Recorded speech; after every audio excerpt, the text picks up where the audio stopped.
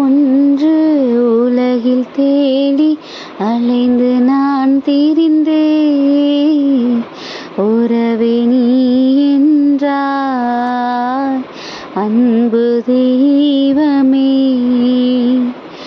உறவே வா உயிரே வா, எழுந்து வா மகிழ்ந்து வா. உறவே வா உயிரே வா, எழுந்து வா மகிழ்ந்து வா.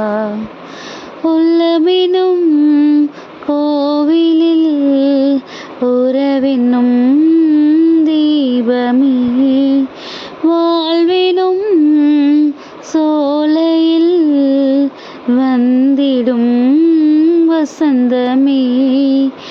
இறைவனே இயேசுவே, என்னை அழைத்தேன் வா. ஆத்ம உணவே அருளின் வடிவே, அடியேன் இல்லம் வா. உறவின் தெய்வமே, என்னில் உறைந்திடவா. அன்பின் சங்கமமே, என்னில் உறைந்திடவா. உறவு ஒன்று உலகில் தேடி அலைந்து நான் திரிந்தேன். உறவே நீ என்றாய் அன்பு தெய்வமே. ஹாய் குட்டீஸ், எல்லோரும் எப்படி இருக்கிறீங்க? நல்லா இருக்கீங்களா? ஹாப்பியாக இருக்கீங்களா? நம்மளுடைய அன்பு தெய்வம் நமக்கு உறவா, நம்மளோட உயிரா, நமக்கு எல்லா சூழ்நிலைகளையும் துணை நிற்கிற ஒரு நிலையான சொந்தமாக ஏசப்பா நம்ம கூட இருக்கும்போது நம்ம எப்போவுமே ஹாப்பியாக தான் குட்டீஸ் இருக்கணும். நம்ம இருப்போம். நம்மளுடைய சந்தோஷம்தான் அவர் எவ்வளவுக்கு எவ்வளவு நம்மளை ஆளுகை செஞ்சிட்ருக்காரு அப்படிங்கிறத வெளிப்படுத்துகிற ஒரு விதமாக இருக்கும். அவர் நம்மளோட இருக்கிறாரு, அவரோட ப்ரெசன்ஸை நம்ம உணர்கிறோம், அதன்படி தான் நம்ம லைஃப் நடக்குதுங்கிறது நம்ம புரிஞ்சுக்கிட்டோம் அப்படின்னா எந்த சூழ்நிலைகளையும் எப்படி அதை கடந்து வரணும், எப்படி நம்மளால் சிரிக்க முடியும், எப்படி அதை கடந்து வர முடியும் அப்படிங்கிற விஷயத்த நம்மளே புரிஞ்சு கொள்ளும்படியாக என்ன பண்ணுவார், ஏசப்பா வெளிப்படுத்துவார். ஸோ நீங்களும் நானும் ஏசப்பாவுடைய பிள்ளைங்க, ஏசப்பாவுக்கு செல்ல பிள்ளைங்க.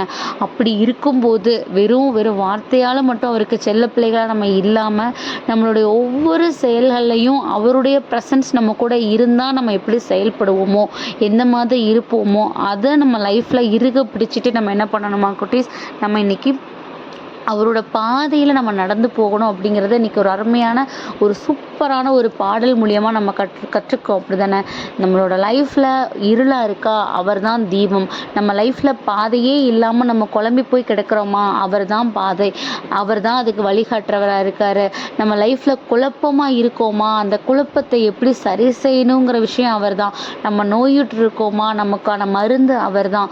அந்த மாதிரி எல்லா சூழ்நிலைகள்லையும் நமக்கு அவர் தான்ங்கிறது நமக்கு உணர்த்துற ஒரு அருமையான பாடல் தான் நம்ம இன்னைக்கு பார்த்துருக்கோம். அப்படி தானே?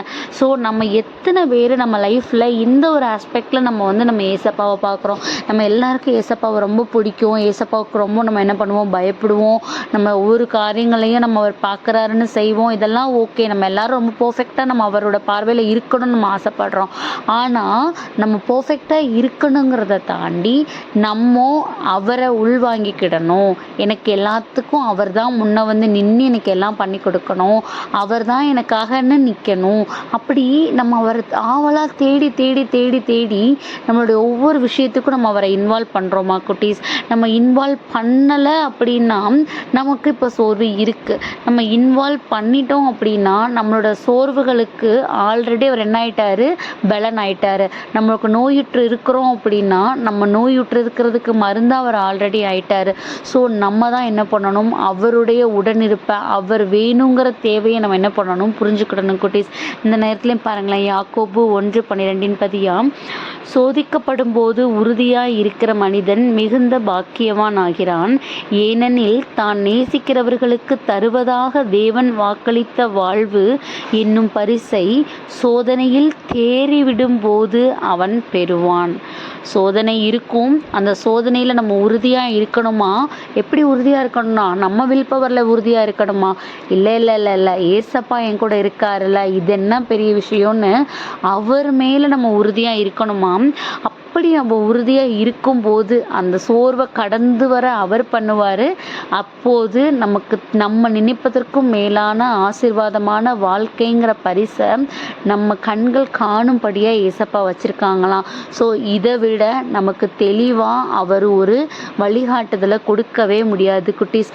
ஸோ நம்ம பண்ண வேண்டிய விஷயம் அவரில் உறுதியாக இருப்போம். சூழ்நிலைகளை கண்டு பயப்படாமல், சோர்ந்து போகாமல், கண்ணீர் வடிக்காமல் அவரிடத்துல ஸ்ட்ராங்காக நம்ம இருப்போம். அப்படி இருக்கும்போது அவர் நேசிக்கிற நம்மளையும், அவரால் நேசிக்கப்படுற நம்மளையும் அவர் ஒரு நாள் என்ன பண்ண மாட்டார், கைவிடவே மாட்டார். எல்லா கண்களும் காணும்படிக்கு அவர் நம்மளை என்ன பண்ணுவார், தூக்கி அப்படி மணிமகுடம் சூட்டி நம்மளை வைப்பார். ஸோ அப்படிப்பட்ட ஆசீர்வாதம் கிடைக்கணும்னா நம்ம சோதிக்கப்படுறதுல தப்பே இல்லைன்னு அவர் சோதனை காலம் உண்டு பண்ணும்போது அதுக்கு நம்ம அடிபணிஞ்சு நம்ம அதை அக்செப்ட் பண்ணிட்டு நம்ம போய் நிறைவான ஆசீர்வாதத்தை தேடுறதுக்கு கண்டிப்பாக அவருடைய பலனும் அவருடைய உடனிருப்பும் நமக்கு தேவைங்கிறத புரிஞ்சுக்குவோம். அதற்காக ஏசப்பாட்ட நம்மளை முழுவதுமாக ஒப்பு கொடுத்து ப்ரேயர் பண்ணுவோம். அன்பான ஆண்டவர், இந்த நேரத்திற்காக நன்றியப்பா. தகப்பனே, எங்களுடைய சோதனையும் எங்களோட வேதனையும் எங்களை ஒரு புதியதொரு மனிதனாக மாற்றும். அதற்கான உறவா, துணையா, பலனா நீங்கள் எங்கள் கூட இருக்கீங்கிறத எங்களுக்கு புரிய வச்சுருக்கீங்க டாடி. உங்களுடைய கரங்களில் எந்த சூழ்நிலையாக இருந்தாலும் கூட உங்களுடைய சித்தத்தின்படியாக நாங்கள் கடந்து வருவதற்கு எங்களை பலப்படுத்துங்க, எங்களை வழிநடத்துங்க. அதை புரிஞ்சு கொள்கிற ஞானத்தை எங்களுக்கு கொடுங்க. ஆமீன்.